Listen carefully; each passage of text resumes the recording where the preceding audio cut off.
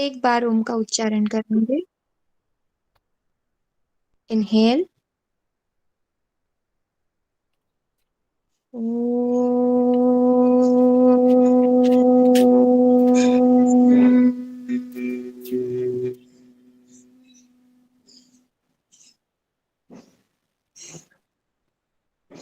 गुरुर्ब्रह्मा गुरुर्विष्णु गुरुर्देवो महेश्वरा गुरुः साक्षात् परब्रह्म तस्मै श्री गुरवे नमः। तस्मै श्री गुरवे नमः।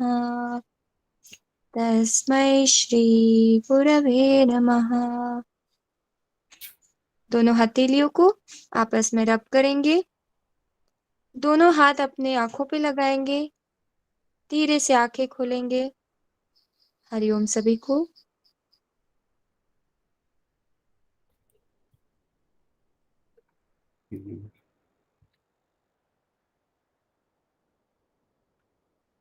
तो एग्जाम का डेट आ गया है, तो मेरे के पास ज़्यादा टाइम नहीं है। इतना जल्दी से जल्दी ये हो जाए कवर कर लेंगे आज। कल रिवीजन करा देंगे, लास्ट क्लास रहेगा कल।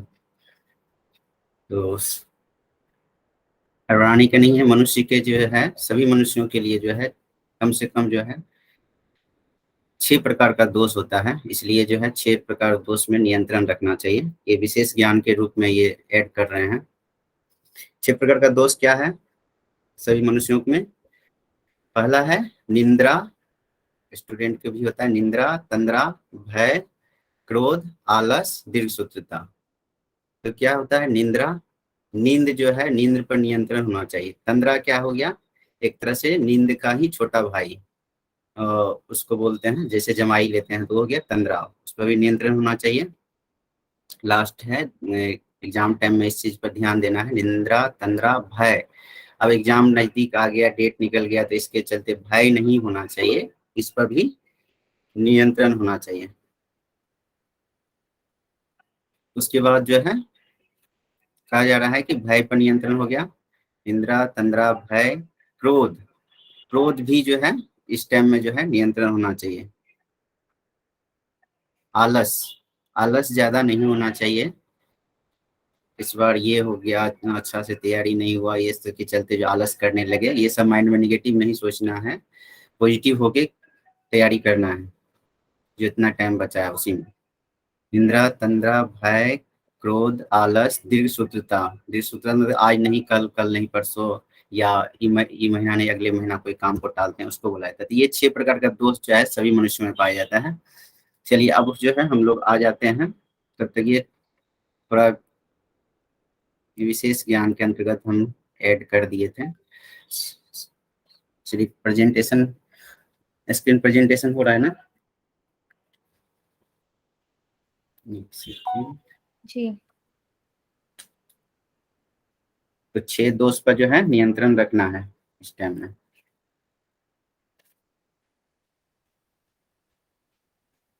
एक सेकेंड,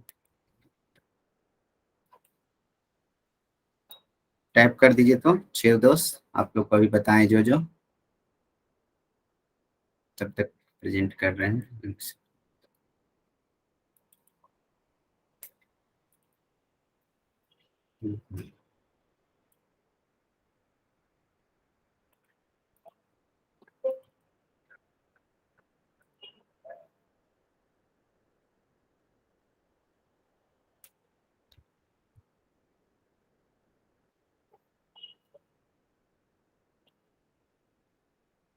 इसको रिवीजन करते रहिएगा इन नोट्स को आप लोग।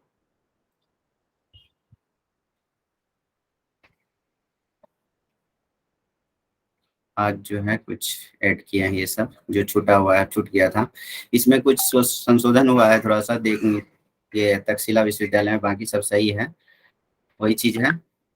गंधार राज्य में स्थापित है, 700 ईसा पूर्व है, जहाँ विश्व भर के उच्च अध्ययन के लिए कितने छात्र आते थे? 10,500, और छात्रों का प्रवेश योग्यता के आधार पर 16 वर्ष रखा गया था। विशेषज्ञता जो स्पेशलाइजेशन मिलता था, ये सब सब्जेक्ट दिया हुआ है। चाणक्य जो है, चाणक्य, पाणिनि, चरक, विष्णु शर्मा, जीवक जैसे महान दार्शनिकों ने भी यहीं से अपनी स्नातक की उपाधि प्राप्त की। यहाँ के आचार्य चाणक्य और सुश्रुत थे। और वर्ष 1980, ये जो है ना, वर्ष 1980 में यूनेस्को द्वारा विश्व धरोहर घोषित किया गया। तो कल हम लोग पहले वाला पीडीएफ में 86 ये था, लेकिन वो गलत था इन्फॉर्मेशन, ये डाटा। इसको जो है एनटीए के अकॉर्डिंग, क्वेश्चन के अकॉर्डिंग मिलाए तो 1980 है दिया हुआ, यूनेस्को द्वारा विश्व धरोहर घोषित किया गया था। इसको सुधार लीजिएगा आप लोग, बाकी सब वही है।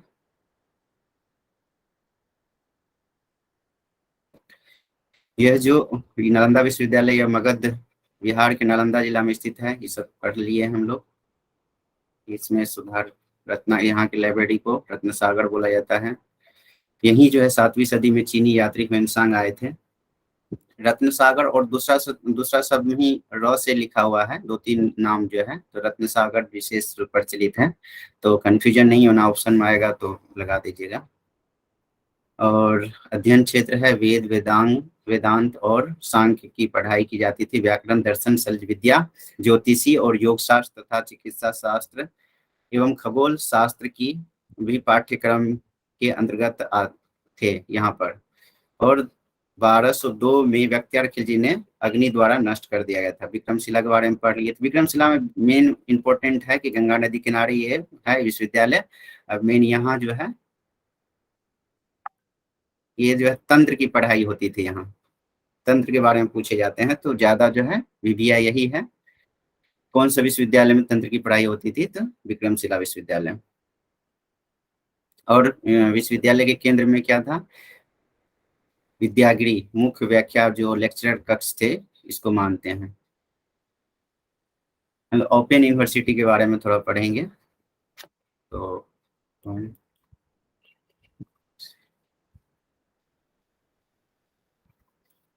ओपन यूनिवर्सिटी डिस्टेंस लर्निंग जो है शुरू हुआ था, इसका जो है देख रहे 19 ईस्वी दिया होगा इसमें।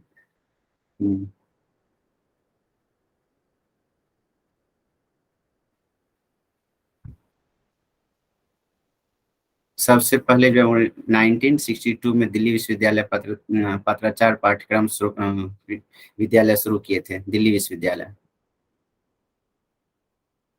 इसका मुख्य यही जो मेन है उस चीज को ध्यान रखिएगा।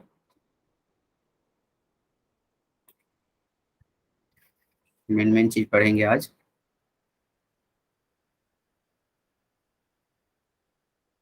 ये पढ़ लीजिए, दूरस्थ शिक्षा में क्या क्या सुविधा दी जाती है। दूरस्थ शिक्षा में विद्यार्थियों को नियमित तौर पर किसी संस्था में जा करके पढ़ाई करने की जरूरत नहीं होती है। सब चीज जानते हैं आप लोग, नॉर्मल है। इससे रिलेटेड क्वेश्चन आएगा तो बना सकते हैं।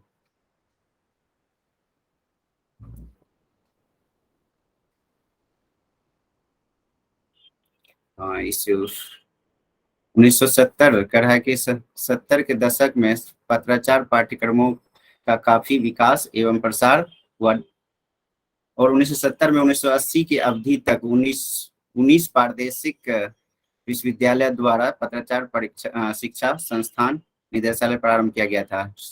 ओडिशा ओपन यूनिवर्सिटी जो है, ये सब शुरू हुआ था प्रदेश के हर स्टेट में जो है शुरू हुआ था। 19 करीब 19 स्टेट में।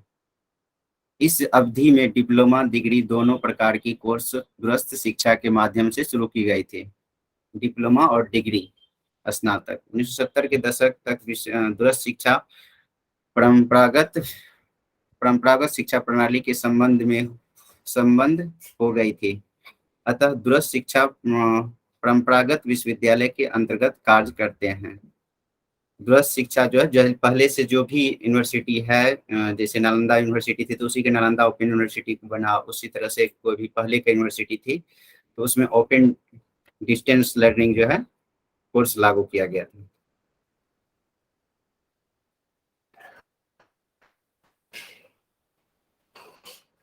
करीब 80 के दशक में सरकार ने मुक्त विश्वविद्यालय प्रणाली की शुरुआत डॉक्टर BR अम्बेडकर मुक्त विश्वविद्यालय, जो हैदराबाद आंध्र प्रदेश भारत में सबसे पहला मुक्त विश्वविद्यालय है, जिसकी स्थापना वर्ष 1982 में की गई थी? ये क्वेश्चन आता है, इसको इम्पोर्टेंस मान लीजिए।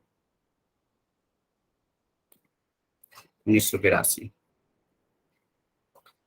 अब 1985 में दिल्ली में इंदिरा गांधी, कितने ईस्वी में? 1985 में दिल्ली में इंदिरा गांधी राष्ट्रीय मुक्त विश्वविद्यालय की स्थापना दूरस्थ शिक्षा प्रणाली में महत्वपूर्ण घटक थी, जो कि दूरस्थ शिक्षा में मील का पत्थर साबित हुआ।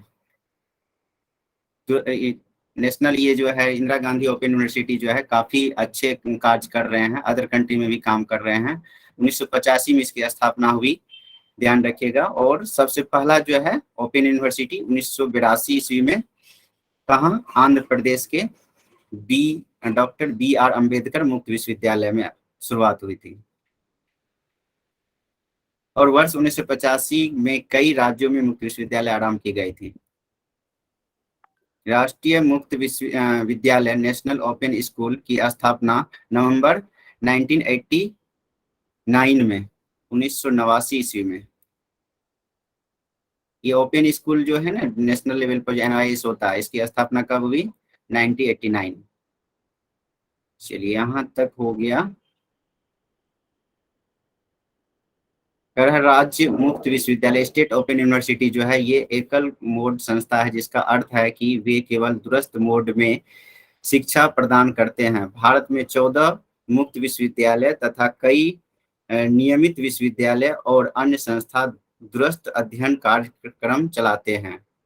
14 जो है मुक्त विश्वविद्यालय खास करके ही है ओपन यूनिवर्सिटी, और उसके बाद जो उसके अतिरिक्त जो है नियमित विश्वविद्यालय जो प्राइवेट है, वो भी अन्य संस्थाएं दूरस्थ अध्ययन कार्यक्रम चलाते हैं। दूरस्थ शिक्षा पद्धति कई श्रेणियों की शिक्षार्थियों, विशेष रूप से देरी से पढ़ाई शुरू करने वालों के लिए, और जिन व्यक्तियों के घर के पास उच्च शिक्षा साधन नहीं है उसको ये शिक्षा देती है। और सेवारत व्यक्तियों के लिए, किसी चीज का जॉब कर रहे हैं या ड्यूटी कर रहे हैं, तो वो भी जो है इससे डिग्री प्राप्त कर सकते हैं। ऑप्शन में ये सब आएगा तो ये कर लिए, सिलेक्ट कर लीजिएगा। अपनी शैक्षिक योग्यता बढ़ाने के इच्छुक व्यक्तियों को लाभ प्रदान कर रही है। अपनी शैक्षिक योग्यता बढ़ाने के लिए इच्छुक व्यक्तियों को लाभ प्रदान करते हैं। जो शैक्षिक चाहते हैं एकेडमिक में आगे बढ़ने के लिए, तो उसको जो है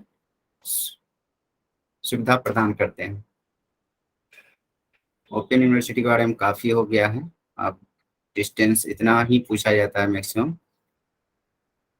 डिस्टेंस एजुकेशन काउंसिल सन 1991 में इग्नू ने राष्ट्रीय शिक्षा नीति 1986 के अनुसरण करते हुए दूरस्थ शिक्षा परिषद की स्थापना की। इसको इग्नू अधिनियम 1985 के अंतर्गत स्थापित किया गया। ये तो 85 में स्थापित हुआ था ही इग्नू, तो क्या कर रहा है कि 1986 के अनुसरण करते हुए 1986 में जो राष्ट्रीय शिक्षा नीति जो है, दूसरी राष्ट्रीय शिक्षा नीति 1986 के जो अंतर्गत ये जो है स्थापना की गई थी इग्नू की। और कढ़ाई के अधिनियम को 1985 के अंतर्गत स्थापित किया गया। इसका मुख्य उत्तरदायित्व देश में मुक्त एवं दूरस्थ शिक्षा प्रणाली के शिक्षण संस्थानों के लिए मानक निश्चित करना, मापदंड निश्चित करेगा यही, और उनका समन्वय, कोऑर्डिनेशन और अनुरक्षण था। और इग्नू के कुलपति इसके पदेन अध्यक्ष थे। इसके जो पदेन अध्यक्ष होते हैं वही थे, और उसके बाद चेयरमैन। और दूरस्थ शिक्षा परिषद दूरस्थ शिक्षा में एक प्रभावी विनियमन के रूप में कार्य कर नहीं पाई। कर रहा है दूरस्थ शिक्षा परिषद दूरस्थ शिक्षा में एक प्रभावी विनियमन के रूप में कार्य कर नहीं पाई, क्योंकि कुछ अध्ययनों में अखिल भारतीय तकनीकी शिक्षा परिषद AICTE, UGC और दूरस्थ शिक्षा परिषद में प्राधिकार का अतिव्यापन, ओवरलैपिंग ऑफ ऑथोरिटी विवाद बन गया।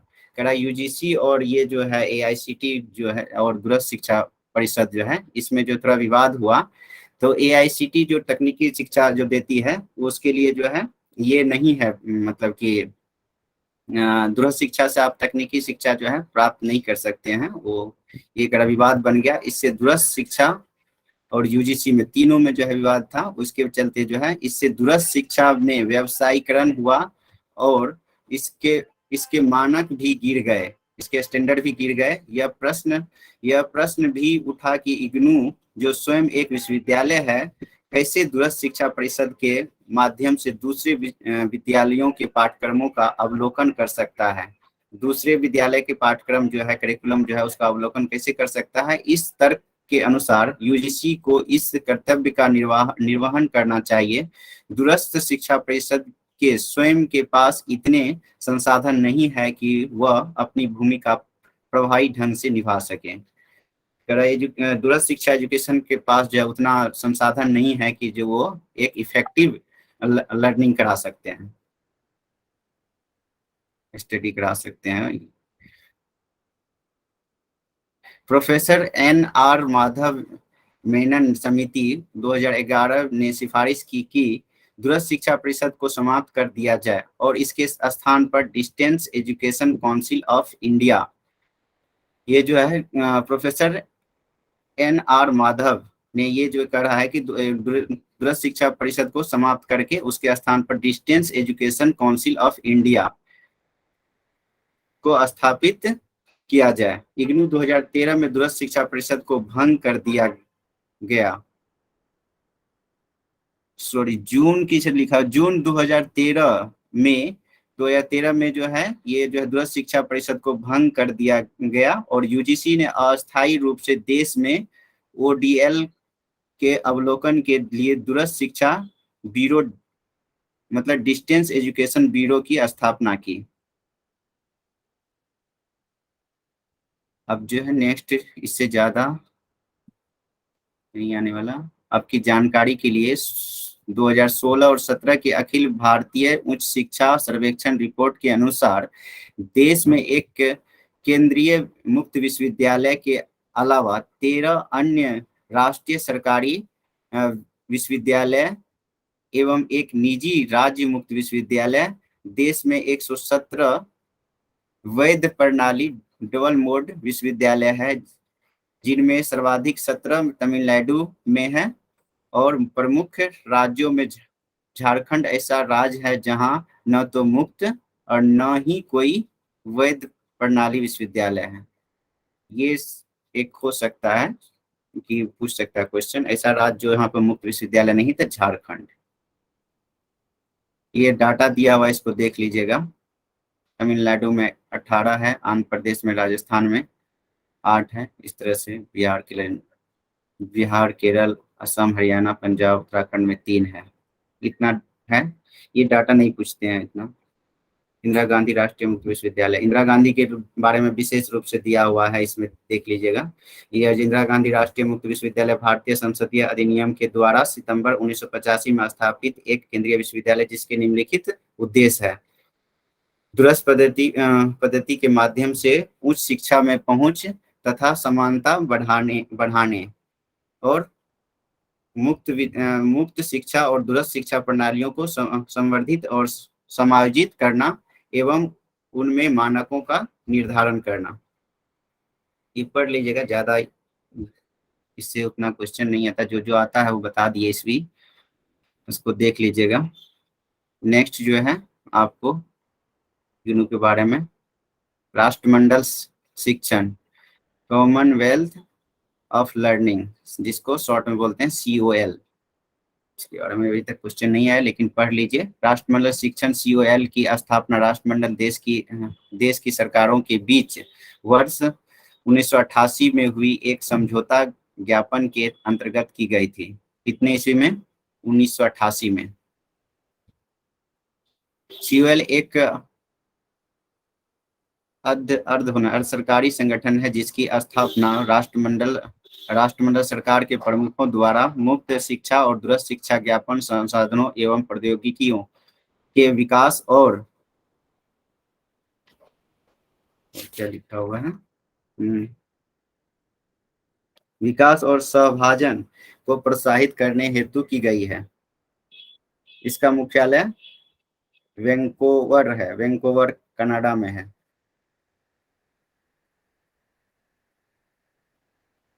और COL राष्ट्रमंडल देश द्वारा स्वैच्छिक रूप से वित्त पोषित है, और ब्रिटेन और कनाडा के बाद भारत तीसरा प्रमुख वित्त पोषण है। COL के एशिया के लिए अपना शैक्षिक मीडिया केंद्र भारत में स्थापित किया है। इसका मीडिया केंद्र कहाँ है? भारत में। बस अब नेक्स्ट इंपॉर्टेंट आ गया आपको यहाँ से, स्वयं के बारे में जान लेंगे, ज्ञान के बारे में जान लेंगे। उसके बाद जो है स्वयं क्या है? Study waves of active learning young aspiring minds, इसको स्वयं बोला जाता है। ऑनलाइन, इसका काम क्या है? ऑनलाइन शिक्षा को सक्षम बनाने के लिए स्वयं बड़े स्तर पर मुक्त online course, massive open online course, मुक बोलते हैं इसको, को बढ़ावा देगा। और IIS बेंगलोर देश का ऐसा सबसे पहला संस्थान है जिसने ऐसे पाठ्यक्रम की शुरुआत की। कौन किए थे? बेंगलोर। IIM नहीं किया था। ज्ञान, ज्ञान के बारे में पढ़ लेते हैं, और ज्ञान के बारे में पढ़े भी हैं। Global global initiative of academic network, इस सब पढ़ लीजिए। स्वयं है। हम लोग आज न्यू एजुकेशन पॉलिसी के बारे में पढ़ेंगे डिटेल, इस सारा दिया हुआ है। जो प्रॉब्लम होगा कल लास्ट रहेगा, उसको डिस्कशन कर लीजिए, कर लेंगे हम लोग। नेशनल नॉलेज नेटवर्क है। उसके बाद नेशनल ई-लाइब्रेरी है, इसके बारे में पूछता है। साला दर्पण है। उसके बाद जो है तकनीकी शिक्षा गुणवत्ता सुधार कार्यक्रम, TEQT, technical education quality program. राष्ट्रीय अनुसंधान प्रोफेसरशिप, नेशनल रिसर्च प्रोफेसरशिप, इसके बारे में भी पढ़ लीजिएगा। आज रिवीजन कर लीजिएगा आप लोग, जहां दिक्कत होगा पूछ लीजिएगा। ये भी कुछ, इससे भी क्वेश्चन आया था। दीनदयाल उपाध्याय ग्रामीण कौशल योजना, दीनदयाल उपाध्याय ग्रामीण कौशल योजना जो है राष्ट्रीय कौशल विकास नीति 2019 के माध्यम से भारत एक ऐसे, क्या 2009 ना? हाँ 2009, सॉरी 2009 है।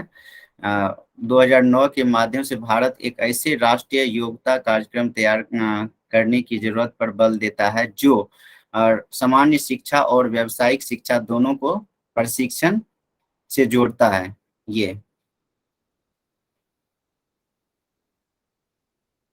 फिर है ईशान उदय, ईशान विकास और उन्नत भारत अभियान। ये है मानव संसाधन विकास मंत्रालय और विश्वविद्यालय अनुदान आयोग ने भारत के पूर्वोत्तर राज्य में उच्च शिक्षा को बढ़ावा देने के संबंध में विशेष रुचि ली है। ये कह रहा है मानव संसाधन विकास द्वारा जो है मंत्रालय द्वारा और विश्वविद्यालय अनुदान आयोग ने भारत में पूर्वोत्तर राज्य में उच्च शिक्षा को बढ़ावा देने के संबंध में विशेष रुचि ली है। ये इससे नहीं आता है क्वेश्चन उतना नहीं, ये आता है साक्षात। ये पूछता है साक्षात वन स्टॉप एजुकेशन पोर्टल, इसको देख लीजिएगा।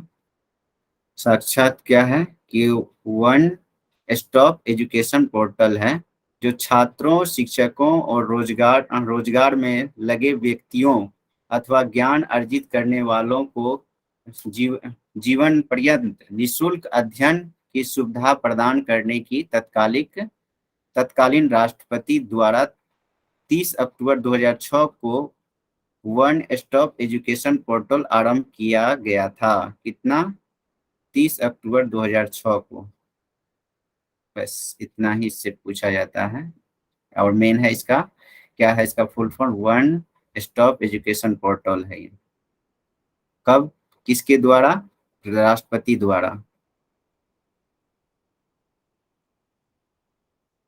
साक्षात की विषय वस्तु की जांच संबंधित विषय परामर्श समिति CAC द्वारा की गई है, जिसमें इग्नू, दिल्ली विश्वविद्यालय, केंद्रीय विद्यालय संगठन, KVS, नवोदय विद्यालय संगठन NVS, राष्ट्रीय मुक्त विद्यालय NIS और राष्ट्रीय शैक्षिक अनुसंधान एवं शिक्षण परिषद NCERT जैसे शैक्षिक संस्थाओं और क्षेत्र के उत्कृष्ट अकादमिकों एकेडमी के प्रतिनिधि सम्मिलित है। इसके अतिरिक्त कुछ गैर सरकारी संगठनों NGOs ने इस पोर्टल के लिए स्वयं द्वारा विकसित विषय वस्तु निःशुल्क प्रदान की है। कुछ संस्था जो है ना, ये सब जो विषय वस्तु जो पाठ्य पुस्तक जो है निःशुल्क दिए हैं इस काम के लिए। किस काम के लिए? तो छात्र, शिक्षकों और रोजगार में लगे व्यक्तियों अथवा ज्ञान अर्जित करने वालों को जीवन जीवन पर्यंत निःशुल्क अध्ययन की सुविधा प्रदान करने के लिए तत्कालिक राष्ट्रपति निःशुल्क अध्ययन के लिए जो है ये सब संस्था मदद की। नए IIIT संस्थानों की स्थापना, establish of new IIT institute. भारतीय आईटी उद्योग और घरेलू आईटी मार्केट के विकास द्वारा चुनौतियों के समाधान करने के लिए मानव संसाधन विकास मंत्रालय भारत सरकार बिना किसी लाभ के आधार पर सार्वजनिक निजी पद्धति NPPP में 2020 भारतीय सूचना प्रौद्योगिकी संस्थान की स्थापना पर विचार कर रहा है, अभी कर रहा है ये। और आईआईटी की स्थापना के लिए मानव संसाधन विकास मंत्रालय, जहां आईआईटी स्थापित की जानी है वहां की राज्य सरकार और उद्योग भागीदारी होंगे। जहां आईआईटी बनेगा वहां पर कौन भागीदारी होंगे? स्टेट गवर्नमेंट और उद्योग जो इंडस्ट्री सब है वो भागीदारी होंगे। वैल्यू एजुकेशन के बारे में कल पढ़ चुके हैं, उस दिन पढ़ लिए हैं पिछले क्लास में। अच्छा बुरा सही गलत मापदंड पर व्यक्ति, वस्तु, व्यापार व घटना की परख की जाती है वैल्यू बेस्ड एजुकेशन में।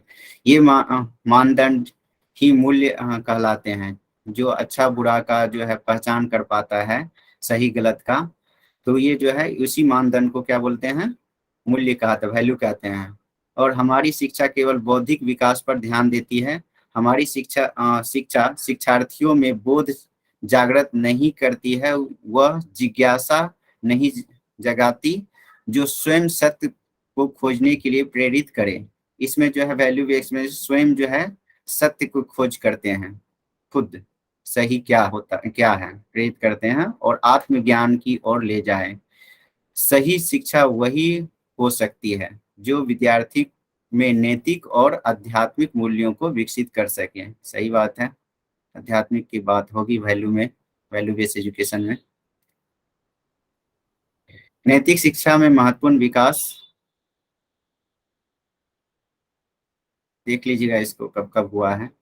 राष्ट्रीय माध्यमिक शिक्षा आयोग 1952-53 ने शिक्षा के निर्माण, क्या लिखा, शिक्षा के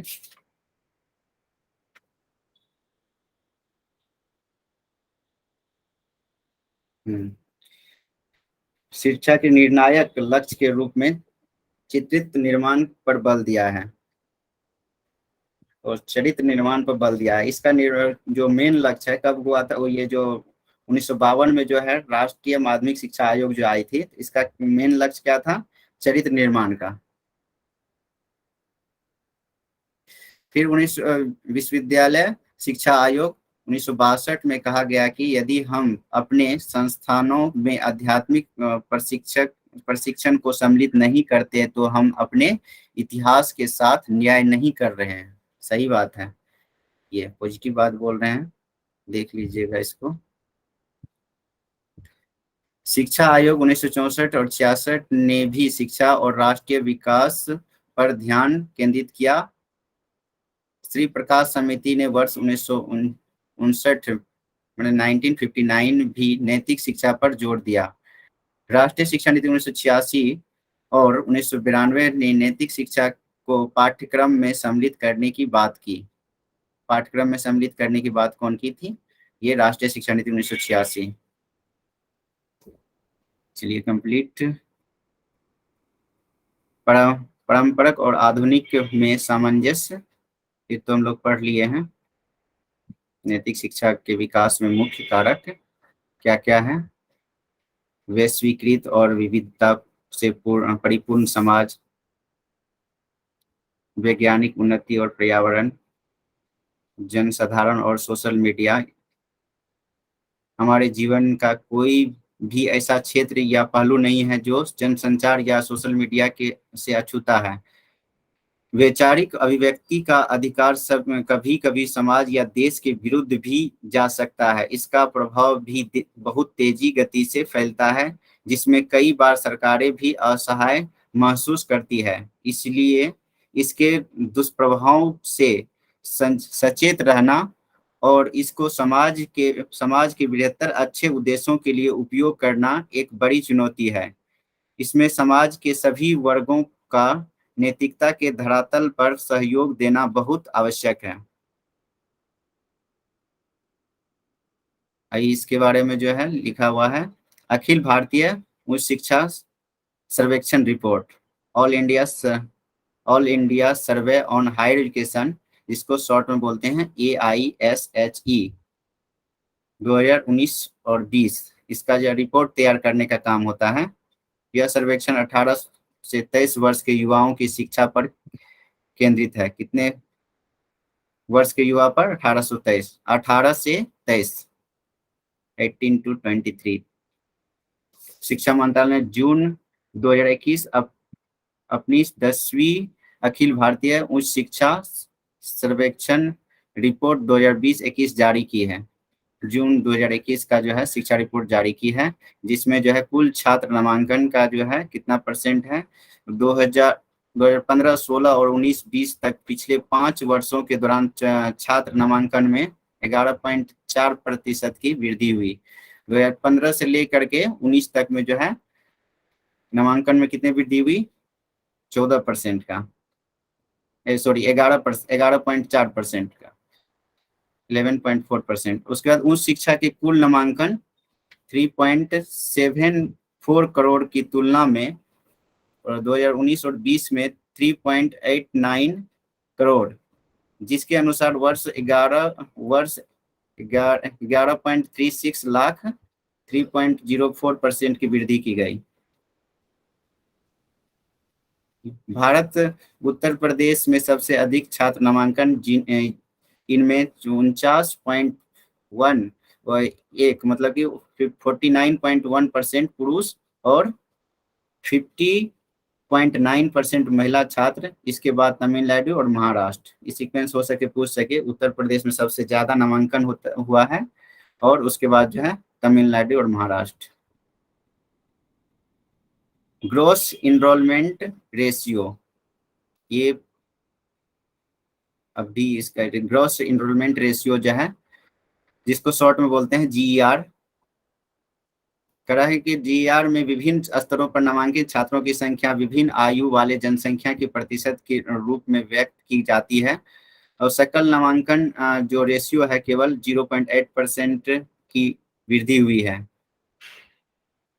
इसमें जो है कितना परसेंट का 0.8% का वृद्धि हुआ है? कितना? 2019 और 20 में 2019 और 20 में उच्च शिक्षा में नामांकित छात्रों की प्रतिशत 27.1% है, जो 2018 और 19 में 26.3% और 2014 और 15 में 24.3%। तो अपडेट वाला पूछता है तो 2019-20 में कितने प्रतिशत? 27.1%।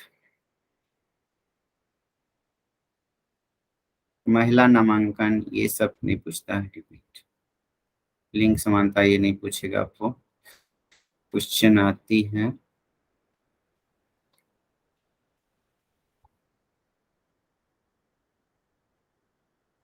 भारतीय शिक्षा व्यवस्था में चुनौतियां, क्या क्या चुनौतियां, इसको पढ़ लीजिएगा।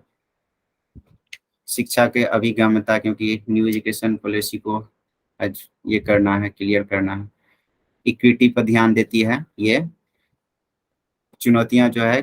Challenge in Indian education system में जो है क्या क्या चुनौतियां हैं उसको, शिक्षा की अभिगम्यता, एक्सेस टू एजुकेशन और इक्विटी, सामाजिक विषमताओं को ध्यान में रखते हुए जिसमें दरिद्र और सामाजिक रूप से वंचित समूहों के लिए शिक्षा प्रदान करने पर बल दिया गया है, इक्विटी पर। ये सब चुनौती है। कौन कौन सा? गुणवत्ता और उत्कृष्टता, क्वालिटी एंड एक्सेलेंस, और प्रासंगिकता क्वेश्चन आता है, इसलिए इसको पढ़ लीजिएगा। रिलीवेंस और मूल्य आधारित शिक्षा, वैल्यू बेस्ड एजुकेशन।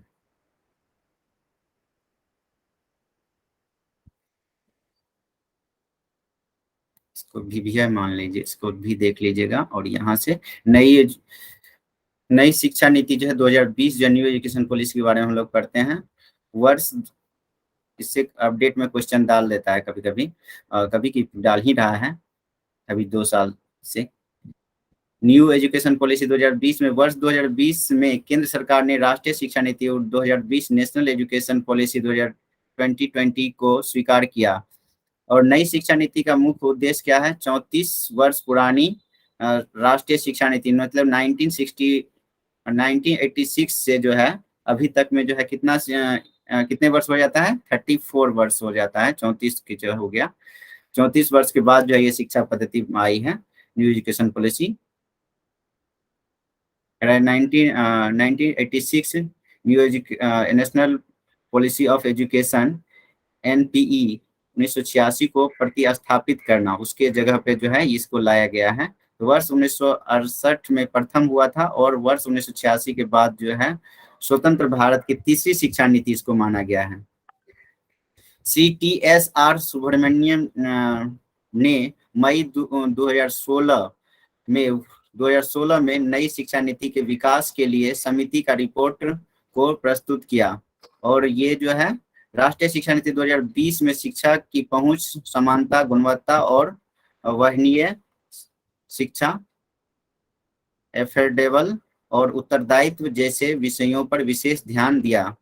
नई शिक्षा नीति निर्माण के लिए जून 2017 में पूर्व इसरो प्रमुख डॉक्टर के कस्तूरीरंगन, ये पूछेगा आपको हो सके तो इसके अध्यक्षता में ये बनी है। तो डॉक्टर के कस्तूरीरंगन की अध्यक्षता में एक समिति का गठन किया गया। इस समिति ने मई 2019 में राष्ट्रीय शिक्षा नीति का प्रस्ताव प्रस्तुत किया था। प्रस्ताव ये उस टाइम में 17 में एक बार गठन हुआ था, उस टाइम में नीति का जो है निर्माण करने के लिए एक बार इसरो पे जो है ये बैठक हुआ था। और उसके बाद जो है 19 में रिपोर्ट तैयार हुआ, मई 19 में, और लागू जो है करने की बात जो है की गई 2020 से।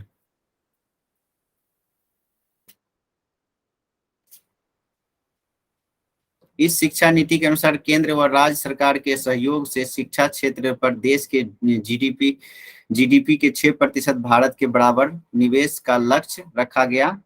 इस शिक्षा नीति में वर्तमान 10+2 प्रणाली को क्रमशः 3 से 8, मतलब 3 वर्ष से 8 वर्ष कर दिया गया। इसमें जो है फिर 8 से 11 और 11 से 14 और 14 से 18 वर्ष के आयु के अनुसार एक नया 5+3+3+4 पाठ्यक्रम संरचना द्वारा प्रतिस्थापित किया गया। इसमें जो है जो लाया है 5+ में क्या है कि 5+3+3 में और +4 में, 5+ में हो गया आपको 3 वर्ष से बच्चे एडमिशन लेंगे स्कूल में, और उसके बाद 3 वर्ष से लेके प्राइमरी जो है 3 वर्ष तक रहेंगे, जो प्री एजुकेशन बोलते हैं उस टाइप उसको, जिसमें प्ले स्कूल में रहेंगे बच्चे। उसके बाद जो है आपको फर्स्ट और सेकेंड जो है कर लेंगे, तो 3+2 तो हो गया 5। तो इसलिए जो है 3 वर्ष से लेके 5, तो 3 वर्ष में एडमिशन लेंगे, टोटल कितने आयु तक चल जाएंगे? 5 जोड़ेंगे तो 8, तो ये हो गया 5, 2 क्लास में चला गया। फिर 3, अब 3 से लेकर के 3, 3, 4, 5 वर्ष, तो एज कितना हो जाएगा? 8 से 11। तो इसमें जो है ये प्राइमरी सेक्शन में वो स्टेप 1 और 2 के बाद जो है एडमिशन होगा। उसके बाद 3 यहाँ पर चले गए बच्चे कितने क्लास में? यहाँ था आपको 2 में, यहाँ आ गए आपको 4, 3, 4, 5 में, और इसके बाद जो है 11 से 14 ईयर में 6, 7, 8, तो ये हो गया, इसका आयु हो जाएगा 11 से 14। और 14 से 18 में जो है 9th, उसके बाद 10th, 11th और 12th, तो इसलिए 4 लिया गया ये। तो 5, 3, 3, 4, ये समझ में आ गई होगी आप लोग को। तो ये जो है थ्री लास्ट में जो 4 ईयर दिया है 9th से ले करके, और नाइन्थ हो गया, और उसके बाद 10th, 11th, 12th, इसलिए 4th लिया गया, और उसके बाद जो है ग्रेजुएशन जो है ये इसमें एडमिशन होगा। तो और तकनीकी शिक्षा भाषाई कह रहा है कि तकनीकी शिक्षा भाषाई बाध्यताओं को दूर करने के लिए और दिव्यांग छात्रों के लिए शिक्षा को सुगम बनाने आदि के लिए तकनीकी के प्रयोग को बढ़ावा देने पर बल दिया है। इस न्यू एजुकेशन में जो है टेक्निकल शिक्षा एजुकेशन को ज्यादा वैल्यू दिया है। भाषा बाधा ही जो है कोई इंग्लिश, हिंदी या तेलुगु या मराठी ये सब जो होता है, इसको जो है दूर करके और दिव्यांग के लिए शिक्षा को सुगम बनाने के लिए तकनीकी के प्रयोग, टेक्निकल का जो है टेक्निकल चीज का उपयोग प्रयोग पर बढ़ावा दिए हैं। इस शिक्षा नीति में छात्रों को रचनात्मक कंस्ट्रक्टिव जो है सोच डेवलप करता है, और तार्किक निर्णय, लॉजिकल डिसीजन लेने की और नवाचार की भावनाओं को प्रोत्साहन करने पर बल देता है। कैबिनेट द्वारा मानव संसाधन विकास मंत्रालय, ministry of human resource development का नाम बदल करके क्या रखा गया, हम लोग पढ़ चुके हैं, एजुकेशन मिनिस्ट्री कर दिया गया है, ताकि शिक्षा और सीखने की और पुनः ध्यान आकर्षित किया जा सके, इसलिए इसका नाम रखा गया है एजुकेशन मिनिस्ट्री। प्रारंभिक शिक्षा ये सब अभी चर्चा कर चुके हैं, 3 वर्ष से 6 वर्ष की आयु तक जो है के बच्चों के लिए आंगनवाड़ी, बाल ये जो है प्री स्कूल और इसको बाल वाटिका भी बोलते हैं, के माध्यम से मुफ्त और सुरक्षित गुणवत्तापूर्ण प्रारंभिक बाल्यावस्था देखभाल और शिक्षा, early childhood care and education ECCE की उपलब्धता सुनिश्चित करना, और उसके बाद 6 वर्ष से 8 वर्ष तक जो के बच्चों के लिए प्राथमिक विद्यालय की कक्षा फर्स्ट और सेकेंड में शिक्षा प्रदान की जाएगी, इसमें प्रारंभिक शिक्षा में। और प्रारंभिक शिक्षा को बहुउद्देशीय बहुस्तरीय खेल, मतलब इसमें जो है डिफरेंट टाइप का खेल जो है ये किया जाएगा, गतिविधियों को आधारित बनाने की प्राथमिकता दी है। प्ले स्कूल इसलिए बोला गया है, उसमें जो है इंक्लूड किया है। और बुनियादी साक्षरता और संख्यात्मक ज्ञान पर एक राष्ट्रीय मिशन है। इस शिक्षा नीति के अनुसार बुनियादी साक्षरता और संख्यात्मक ज्ञान पर एक राष्ट्रीय mission, national mission of foundational literacy and numeracy NMFLN की स्थापना की गई है। इसका जो है इस नीति में जो है न्यू एजुकेशन पॉलिसी में कह रहा है कि NMFLN की स्थापना की गई है। इसका क्या काम है, बुनियादी साक्षरता और संख्यात्मक ज्ञान और एक राष्ट्रीय मिशन है। ये अभी तक पूछा नहीं है, लेकिन बुनियादी साक्षरता मतलब बेसिक एजुकेशन पर ज्यादा ध्यान उसका जो है ये करेंगे, देख रेख करेंगे। फिर राज्य सरकारों द्वारा वर्ष 2025 तक प्राथमिक विश्वविद्यालय में कक्षा 3 तक के सभी बच्चों में बुनियादी साक्षरता और संख्यात्मक ज्ञान प्राप्त करने हेतु इस मिशन के क्रियान्वयन की योजना तैयार की है गई है। भाषाई विविधता को बढ़ावा और संरक्षण, इसको में बताया गया भाषा जो है किस कहाँ से जो है इसको लागू किया जाएगा। इस शिक्षा नीति में कक्षा 5 तक शिक्षा में मातृभाषा, कक्षा 5 तक जो है मातृभाषा और स्थानीय या क्षेत्रीय भाषा को अध्ययन के माध्यम के रूप में अपनाने पर बल दिया गया है। साथ ही इस नीति में मातृभाषा को कक्षा 8 और भविष्य की शिक्षा के लिए प्राथमिक देने का सुझाव दिया है। तो इसमें जो है बेसिक मातृभाषा पर जोर दिया है, कक्षा 8 और भविष्य की शिक्षा के लिए प्राथमिक देने की सुझाव दी है मातृभाषा का। स्कूली इसमें मतलब कि कोई भी जिस लैंग्वेज में सुटेबल है जिसको पढ़ने का, उस पर ज्यादा ध्यान दिया गया है। फिर कह रहा है कि स्कूली और उच्च शिक्षा में छात्रों के लिए संस्कृत और अन्य प्राचीन भारतीय भाषाओं का विकल्प उपलब्ध होगा, परंतु किसी भी छात्र पर भाषा की चुनाव चुनाव में कोई बाध्यता नहीं होगी। इसमें जो भाषा के चुनाव पर कोई बाध्यता नहीं रहेगी इस न्यू एजुकेशन पॉलिसी में। लेकिन कह रहा है कि स्कूली और उच्च शिक्षा में छात्रों के लिए संस्कृत और अन्य प्राचीन भारतीय भाषाओं को विकल्प उपलब्ध होगा। आप संस्कृत में भी आगे पढ़ाई कर सकते हैं और प्राचीन भाषा पाली ये सब चीज जो है उपलब्ध रहेगा। इस पर प्राचीन का कुछ एजुकेशन का जो है सिस्टम जो है इसमें डाला है न्यू एजुकेशन पॉलिसी में।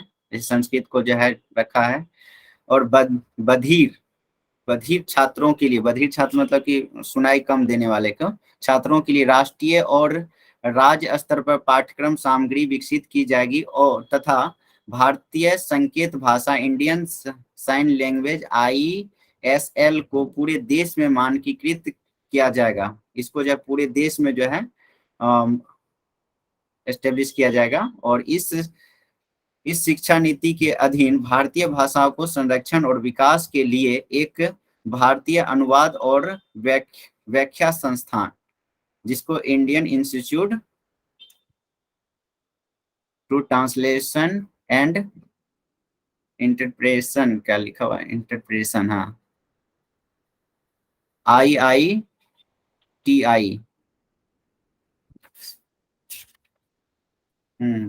IITI फारसी, पाली और प्राकृतिक के लिए राष्ट्रीय संस्थान को स्थापित किया जाएगा। इन संस्थानों से मातृभाषा व स्थानीय भाषा का विकास पर बल दिया जाएगा। ये जो पाली भाषा है, फारसी है, प्राकृति है, ये संस्कृत है, इस पर जो है इसका जो है ये ट्रांसलेट करके रूपांतरण करेंगे, पाठ्य पुस्तक बनाएंगे। पाठ्यक्रम और मूल्यांकन से जुड़े सुझाव। इस शिक्षा नीति में एक ऐसे पाठ्यक्रम और अध्यापन प्रणाली विधि के विकास पर बल दिया है जिसके तहत पाठ्यक्रम के बोझ को कम करते हुए छात्रों में 21वीं सदी के कौशल विकास, 21st सेंचुरी का जो है स्किल डेवलपमेंट और अनुभव आधारित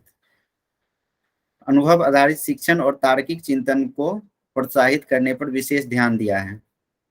और इस नीति में प्रस्तावित सुधारों के अनुसार कला और विज्ञान, व्यावसायिक तथा शैक्षिक विषयों और पाठ्यक्रमों पर पाठ्येतर गतिविधियों के बीच बहुत अधिक अंतर नहीं है। कह रहा है कि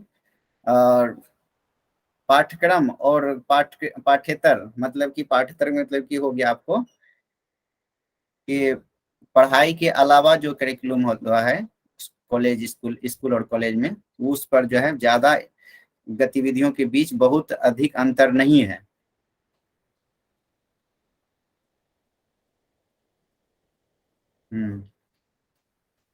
इस नीति के अधीन कक्षा 6 से शैक्षिक पाठ्यक्रम में व्यावसायिक शिक्षा को सम्मिलित किया जाएगा। इसमें इंटर्नशिप की व्यवस्था भी दी जाएगी।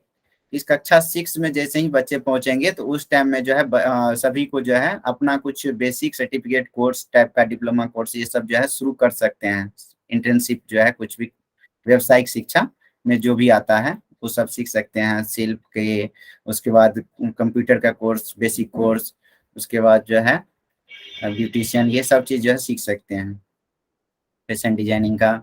तो अगर उसके बाद करें राष्ट्रीय रोजगार, जिससे रोजगार ताकि आगे जो है पढ़ाई कर कंप्लीट होने के बाद बेरोजगार नहीं रहे बच्चों, इसलिए जो है इस टाइप का पॉलिसी लाई है इस शिक्षा नीति में। 6 के बाद जो है धीरे धीरे छोटा मोटा पढ़ाई भी कर रहे हैं, उसके बाद छोटा छोटा जो है कोर्स भी कंप्लीट कर रहे हैं। तो इस जैसे ही डिग्री कंप्लीट होगा तो यदि गवर्नमेंट नहीं देती है तो स्किल डेवलप रहेगा बच्चों, तो अपने से रोजगार कर सकते हैं। इसीलिए इस तरह से व्यवस्था लागू की गया है, व्यावसायिक शिक्षा को सम्मिलित किया है। राष्ट्रीय शैक्षिक अनुसंधान और प्रशिक्षण परिषद, national council of education research and training NCERT द्वारा स्कूली शिक्षा के लिए राष्ट्रीय पाठ्यक्रम रूपरेखा, national curricular framework for school education, जिसको शॉर्ट में बोलते हैं NCFSE 2020-21 बनाई जाएगी। और 20 में 21 में जो है ये फ्रेमवर्क बनाई जाएगी, लिखा है।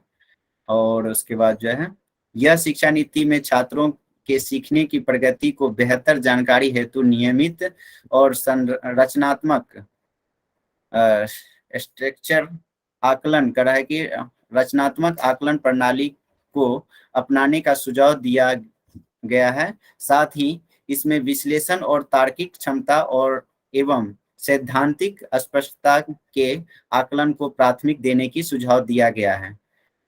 तो ये शिक्षा नीति में जो है बच्चों को स्ट्रक्चर बेस और कंस्ट्रक्टिव और उसके बाद लॉजिकली रूप से थ्योरेटिकली जो है एक उसको जो है बढ़ावा देने के लिए प्राथमिकता देने की सुझाव दिया गया, बढ़ावा दिया गया है इस शिक्षा नीति में।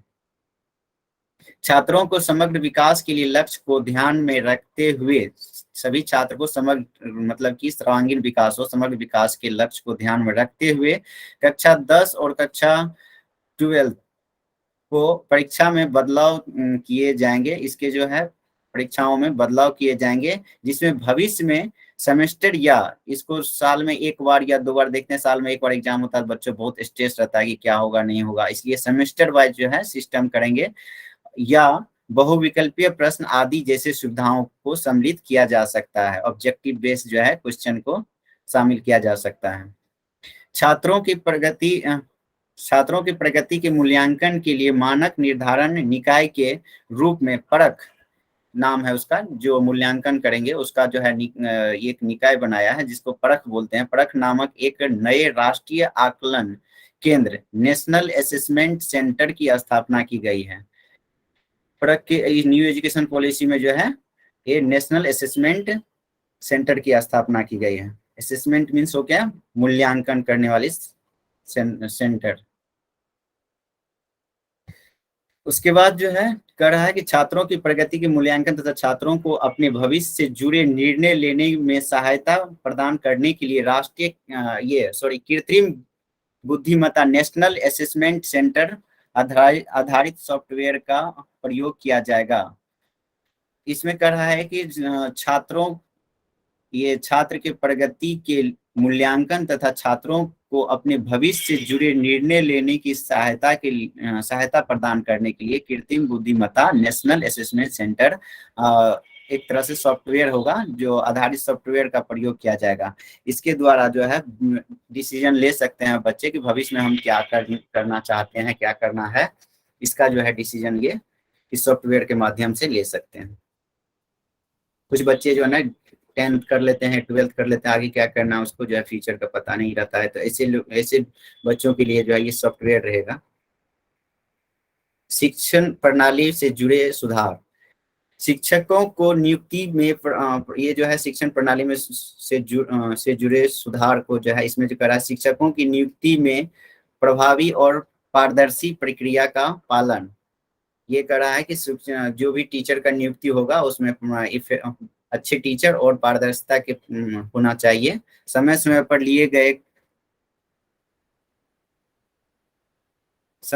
लिए गए कार्य प्रदर्शन आकलन के आधार पर पदोन्नति। आज कंप्लीट कर लेंगे, कल क्यों करेंगे, एजुकेशन पॉलिसी में है ही क्या, ये सब जो ज्यादा नहीं है, ये सब नहीं पूछा जाता है। मेन इसका ये ऑप्शन ये देख लीजिए खाली, मेन जो है NCFT 2021 का विकास किया गया, फुल फॉर्म देख लीजिएगा। उसके बाद 2030 तक जो है अध्ययन के लिए न्यूनतम डिग्री योग्यता, जो डिग्री जो होगा 2030 का अध्यापन मतलब कि बीएड के जो डिग्री के जो ये होगा 4 वर्षीय हो गया, एकीकृत बीएड डिग्री के होना अनिवार्य है। ये भी बीएड है एक तरह से, 4 वर्ष का जो है बीएड डिग्री होगी। उसके बाद जो है ये तो समझ लिए हम लोग। नीचे उच्च शिक्षा के लिए जो है यहाँ से क्वेश्चन आ सकती है, तो इसको भी देख लीजिए। इस शिक्षा नीति के तहत, हाँ इसको बहुत अच्छा से पढ़ लीजिए, ध्यान से सुनिएगा इसको। इस शिक्षा नीति के तहत उच्च शिक्षण संस्थानों में सकल नामांकन अनुपात, जिसको बोलते हैं इंग्लिश में ग्रॉस इनरोलमेंट रेशियो, को क्रमशः 26.26.3% से ये 2018 से बढ़ाकर 50% तक करने का लक्ष्य रखा है। इसलिए इस शिक्षा नीति में जो है इनरोलमेंट रेट जो है 2018 में कितना था, 26%, 26.3%। तो उसको बढ़ा के कितना, 50% जो है नामांकन में जो है बढ़ोतरी कढ़ाई तक करने का लक्ष्य रखा गया है। इसके साथ ही देश के उच्च शिक्षण संस्थानों में 3.4 करोड़ नई सीटों की को जोड़ा जाएगा। कितने सीट को, नई सीट को 3.4 करोड़। मेन ये है 50% बढ़ा किया जाएगा और किया गया है, 50% लक्ष्य रखा है। इस शिक्षा नीति के तहत स्नातक पाठ्यक्रम में महत्वपूर्ण सुधार किया गया है। इसके तहत 3 से 4 वर्ष के स्नातक कार्यक्रम में छात्र कई स्तरों पर पाठ्यक्रम को छोड़ सकेंगे। कहीं भी जो है आप जो है स्नातक में एडमिशन आपका हो गया है ग्रेजुएशन में, तो फर्स्ट ईयर या सेकेंड ईयर में आप पर ये कर रहे हैं, छोड़ दे रहे हैं, तो उसका जो है उसके बेस पर जो है आपको सर्टिफिकेट मिलेगा। आप यदि 4 वर्ष का करते हैं तो वो जो है उस सर्टिफिकेट का क्या नाम है, सारा चीज यहाँ डिटेल दिया हुआ है, पढ़ लेते हैं हम लोग। कह रहा है कि छोड़ सकेंगे और इन्हें उसी किसी कारणवश छोड़ता है बीच में एजुकेशन, फिर से उसको ये कर सकते हैं, पढ़ सकते हैं आके, उन्हें उसी के अनुरूप डिग्री या प्रमाण पत्र प्रदान किया जाएगा जो बीच में छोड़ देते हैं उसके अकॉर्डिंग। कह रहे जैसे कि 1 वर्ष के बाद सर्टिफिकेट, यदि आप डिप्लोमा ये ग्रेजुएशन कर रहे हैं, फर्स्ट ईयर में आप एडमिशन ले लिए और जैसे बीटेक कर रहे हैं, इंजीनियरिंग कर रहे हैं, फर्स्ट ईयर में एडमिशन आपका कंप्लीट हो गया, फर्स्ट वर्ष के बाद सर्टिफिकेट कोर्स मिलेगा। उसके बाद 2 वर्ष के बाद जो है एडवांस डिप्लोमा उसको बोलते हैं, एडवांस डिप्लोमा। 3 वर्ष के बाद जो है ग्रेजुएशन का स्नातक की डिग्री दी जाएगी आपको, और 4 वर्ष के बाद जो है शोध के साथ जो है स्नातक, मतलब रिसर्च भी उसमें जो है इंक्लूड रहेगा। स्नातक में रिसर्च विथ ग्रेजुएशन रहेगा आपका। और विभिन्न उच्च शिक्षण संस्थानों से प्राप्त अंकों, ये याद रखिएगा कि फर्स्ट वर्ष को जो है में क्या दिया जाता है, सर्टिफिकेट, 2 वर्ष के वाला को एडवांस डिप्लोमा, और 3 वर्ष वाले को जो है स्नातक की डिग्री अभी भी दी जाती है 3 वर्ष वाले को, लेकिन ये चीज नहीं दी जाती। फर्स्ट वर्ष 1 वर्ष में सर्टिफिकेट कोर्स और 2 वर्ष के बाद जो है एडवांस डिप्लोमा, ये सब नहीं दी जाती है। लेकिन अभी जो है स्नातक की डिग्री 3 वर्ष के बाद मिलती है और 4 वर्ष के बाद जो है शोध के साथ मिलेगा आपको। इसीलिए जो है कह रहा है विभिन्न उच्च शिक्षण संस्थानों से प्राप्त अंकों या क्रेडिट को डिजिटल रूप में सुरक्षित रखने के लिए एक एकेडमिक बैंक ऑफ क्रेडिट दिया जाएगा। आप जो है फर्स्ट सर्टिफिकेट कोर्स किए हैं तो कितने मार्क्स आए हैं, वो सारा चीज जो है आपका इसमें एकेडमिक बैंक ऑफ क्रेडिट में रहेगा, और जिससे अलग अलग संस्थानों में छात्रों के प्रदर्शन के आधार पर उन्हें डिग्री प्रदान की जाएगी। अलग अलग संस्थान में कि मतलब कि यहाँ किए कुछ, फिर दूसरे यहाँ से हम बदल के ट्रांसफर हो गया तो दूसरे जगह भी हम जाके अपना ये कर सकते हैं, डिग्री ले सकते हैं, पढ़ाई कर सकते हैं, तो सारा का जो है ऐड होगा सारा का नंबर।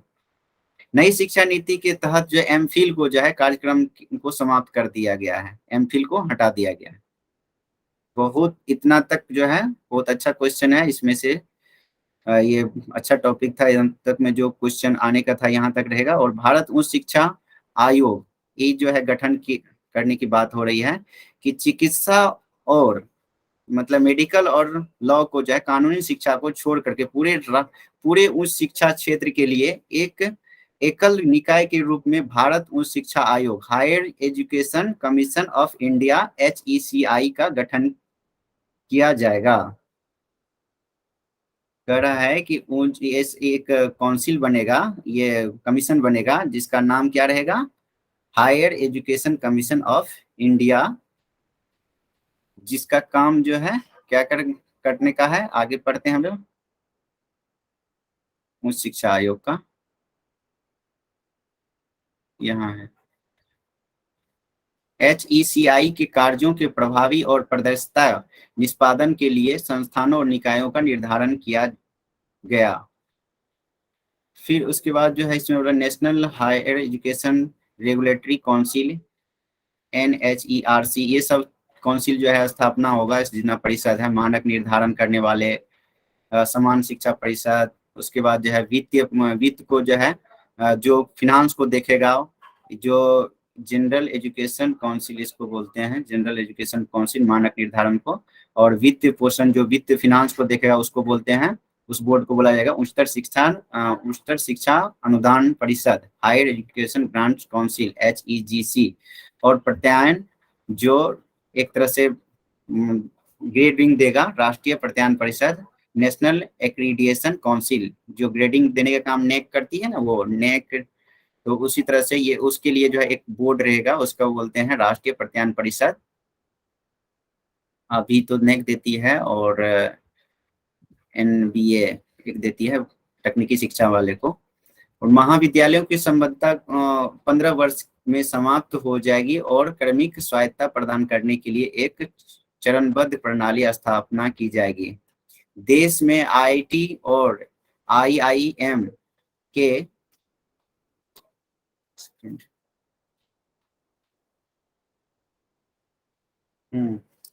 देश में IIT और IIM के समक्ष वैश्विक मानकों के बहुविषयिक शिक्षा और अनुसंधान विश्वविद्यालय, multi disciplinary education and research university, जिसको शॉर्ट में बोलते हैं MERU, की स्थापना की जाएगी।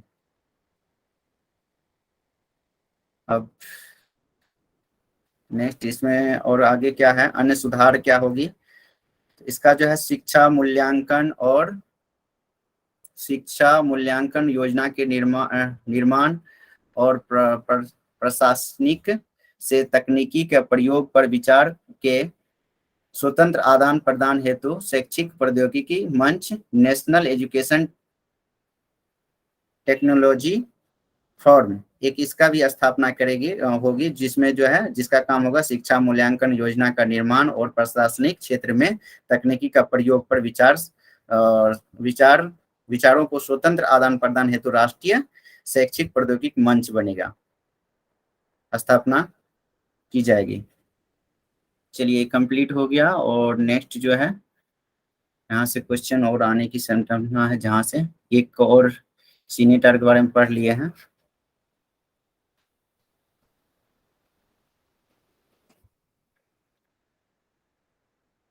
कंप्लीट है, इसको देख लीजिएगा। सीनेट जो है, सीनेट विश्वविद्यालय में वैधानिक निकाय जो है, स्टैट्यूटरी बॉडी ऑफ यूनिवर्सिटी को थोड़ा देख लीजिएगा, सीनेट का कार्य को। उसके बाद कार्यकारी परिषद, सिंडिकेट, प्रबंधन बोर्ड बोलते हैं इसको, सिंडिकेट को कार्यकारी परिषद भी बोलते हैं, या सिंडिकेट या प्रबंधन बोर्ड बोलते हैं। अकादमी परिषद बोलते हैं, बोर्ड ऑफ स्टडी बोलते हैं। और उसके बाद वित्तीय समिति रहता है एक यूनिवर्सिटी में, और बोर्ड या समितियां रहती हैं। इसके बारे में पिछले क्लास में पढ़ चुके हैं, सीनेट के बारे में हम लोग, और सिंडिकेट के बारे में भी फिर से थोड़ा सा ये करवा देते हैं मेन चीज को। ये विश्वविद्यालय के सर्वोच्च शासी निकाय है और केंद्रीय विश्वविद्यालय के विषय में इसे कोर्ट के रूप में जाना जाता है, इसको कोर्ट के रूप में जाना जाता है केंद्रीय विश्वविद्यालय में, जबकि राज्य विश्वविद्यालय में इसे सीनेट कहा जाता है। इसके मुख्य कार्य जो है, इसको ध्यान में रख लीजिएगा कि इसे सर्वोच्च संवैधानिक निकाय विश्वविद्यालय में सभी मुख्य निर्णय लेने की क्षमता होती है। नेक्स्ट जो है सिंडिकेट के बारे में थोड़ा पढ़ लीजिए, देख लीजिएगा, इसका कार्य ये दिया हुआ है ऊपर में सीनेट का। और उसके बाद जो है सिंडिकेट का काम क्या है, ये कार्यकारी परिषद है, ये भी जो है विश्वविद्यालय के सभी प्रमुख पदाधिकारी इस निकाय के पदेन सदस्य होते हैं। इसमें पूर्व छात्र, प्रधानाचार्य व संकाय दोनों की प्रतिनिधित्व, साथ ही सरकारी प्रतिनिधि भी हैं। शिक्षा के क्षेत्र में कुछ प्रमुख व्यक्तियों को भी परिषद में नामित किया जाता है। कुछ लोग जो है इसमें वाह भी रहते हैं, मतलब यूनिवर्सिटी के ही रहते हैं, एजुकेटेड पर्सन सब। अकादमिक हो गया, एकेडमिक काउंसिल के बारे में देख रहे हैं, ये शिक्षा को देखते हैं, शिक्षा क्षेत्र को कि कहाँ क्लास हो रहा है, हुआ और नहीं हुआ। फिर नेक्स्ट जो है अध्ययन, एक बोर्ड है अध्ययन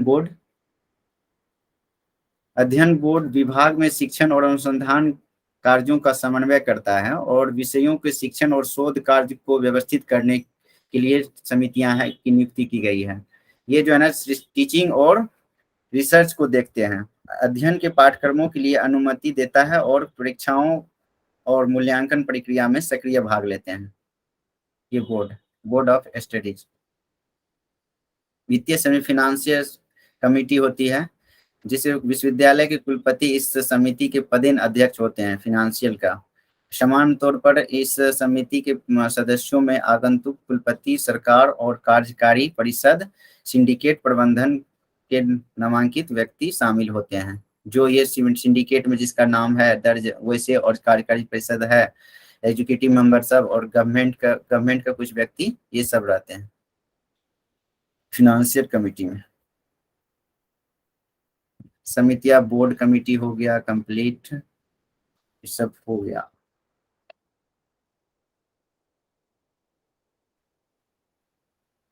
मेन रजिस्ट्रार के बारे में आप लोग को पता ही है, और भी 1905।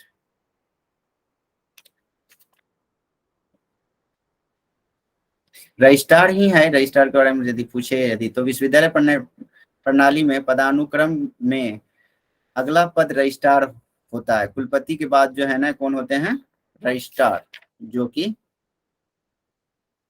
कुलपति वाइस प्रिंसिपल के बाद, वाइस चांसलर के बाद जो है ये रजिस्ट्रार होते हैं। रजिस्ट्रार जो है कह कि पद रजिस्ट्रार का है, जो परंपरागत रूप से विश्वविद्यालय के अस्थायी प्रशासनिक प्रमुख होते हैं। रजिस्ट्रार जो है वीसी चेंज भी होते रहता है, लेकिन रजिस्ट्रार जो है रहते ही हैं यूनिवर्सिटी में। हर यूनिवर्सिटी में रजिस्ट्रार रहना जरूरी है, रजिस्ट्रार रहते हैं। इस अस्थायित्व का एक निश्चित कार्यकाल वाले कुलपति का लाभ रहता है, और कई विश्वविद्यालय के अधिनियमों को संशोधित किया गया है, और रजिस्ट्रार का कार्यकाल 5 वर्ष निर्धारित किया गया है। कितने वर्ष? 5 वर्ष। 5 वर्ष देख लीजिए। हेड ऑफ डिपार्टमेंट जानते हैं आप लोग, डिपार्टमेंट के जितने कार्यकाल होते हैं उसको देख रेख करते हैं हेड ऑफ डिपार्टमेंट। और 7 में है अन्य अधिकारी, अदर फंक्शनलाइजेशन होता है इसमें। उसके बाद उच्च शिक्षा प्रणाली की स्वायत्तता। अब इसको जो है उच्च शिक्षा प्रणाली को जो है कौन ऑटोनॉमी इन हायर एजुकेशन में जो है कर रहा है। यूजीसी समिति ने विश्वविद्यालय प्रबंधन में व्यक्तिक मॉडल के बारे में जनवरी 1990 में एक रिपोर्ट प्रस्तुत किया, जिसका शीर्षक नए शैक्षिक प्रबंधन की ओर था।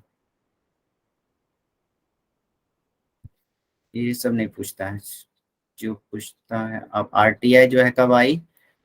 2005। आरटीआई के बारे में जानते हैं, राइट टू इंफॉर्मेशन बोला जाता है।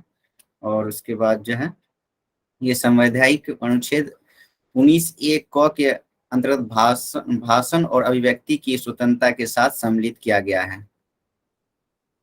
भारत में उच्च न्यायालय ने यह व्यवस्था की है कि सूचना के अधिकार को संवैधानिक के अनुच्छेद 19 फर्स्ट, इसको कहाँ गया?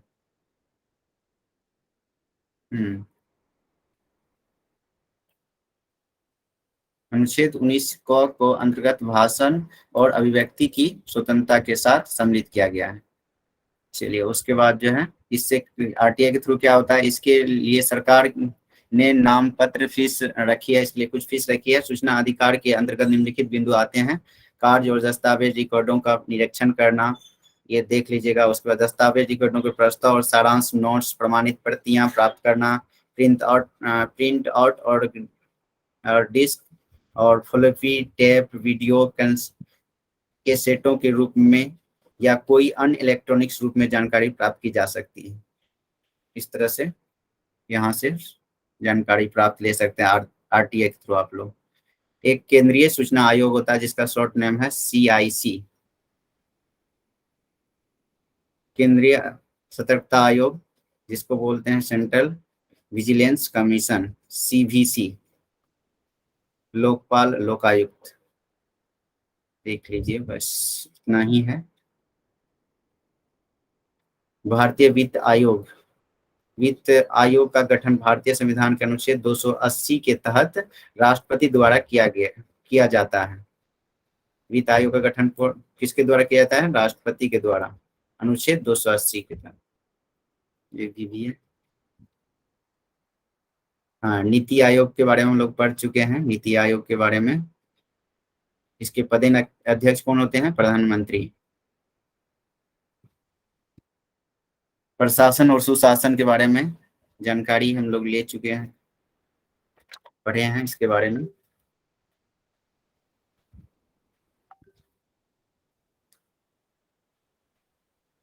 गुड गवर्नेंस ऑफ एडमिनिस्ट्रेशन,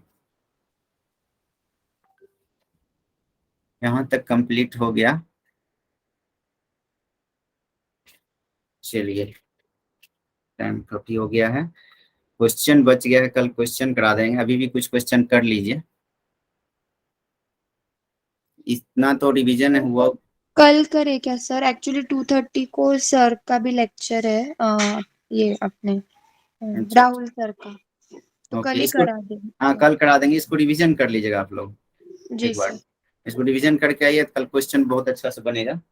और कुछ जो छूट गया है उसको थोड़ा सा ये कर लेंगे, बाकी सारा चीज तो हो गया सर करीब। कल थोड़ा आप बता देंगे क्या कि अभी तो एग्जाम के लिए ऐसे ही पढ़ना है, तो कौन से ऐसे पॉइंट है जो हमें पढ़ के ही जाने पड़ेंगे, ऐसे कुछ आप बता सकते हो तो वो भी बता दीजिए। इतना हाँ, सारा पढ़ने से अच्छा एक बार गो थ्रू करेंगे, जो भी हम्म, आपके हिसाब से मेन पॉइंट्स लगते हैं ना, तो एक बार बस वो बता दीजिए, हम हम्म, उनसे गो थ्रू कर देंगे। तो कल वो भी बता देना कि एटलीस्ट क्या क्या पढ़ सकते हैं हम। हाँ, वो भी बता देंगे। और आज भी बता देते हैं, एमडीजी और एसडीजी जो है, मिलेनियम डेवलपमेंट जो गोल है, इसको देख लीजिएगा। एसडीजी को देख लीजिएगा। और इसमें जो है आयोग सब देख लीजिएगा, जो इसमें यूजीसी के बारे में विशेष रूप से न्यू एजुकेशन पॉलिसी में कुछ जो है यही कौन अध्यक्ष हैं और कौन इसका जो है इसमें कौन सा पद्धति लागू लागू किया गया है, 5+3+3+4, ये जो है इसको देख लीजिएगा। और नीति आयोग के कब गठन हुआ और इसके अध्यक्ष कौन है, यही सब।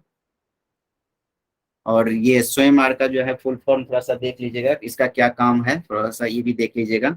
ई यंत्र के बारे में जान देख लीजिएगा, ई कल्प के बारे में देख लीजिएगा, ई तंत्र के बारे में देख लीजिएगा। और ई पाठशाला क्या करते हैं इसके बारे में देख लीजिएगा।